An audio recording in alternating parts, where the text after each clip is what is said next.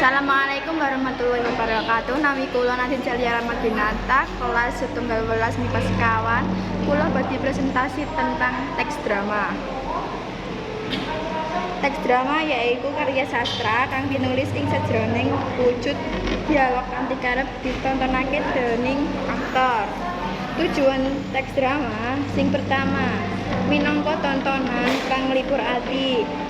Sing kedua, nambah ilmu kawruh. Sing ketelu, jabarake pengalaman estetika. Jenis teks drama. Sing pertama, adhedhasar cara nyajekake lakon. A. Tragedi, B. Komedi, C. Tragedi komedi, D. Opera, E. Operate, F. Melodrama, G. Friends, H. Pantonim. Sing kedua, adhedhasar pementasane. A. Drama panggung, B. Drama radio, C. Drama televisi, D. Drama film, E. Drama wayang, F. Drama boneka. Sing ketelu, adhedhasar ana arane naskah. A. Drama tradisional, B. Drama modern. Struktur drama. Struktur drama ana telu. Sing pertama, pralog.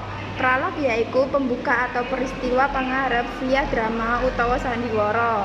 Sing kedua, dialog.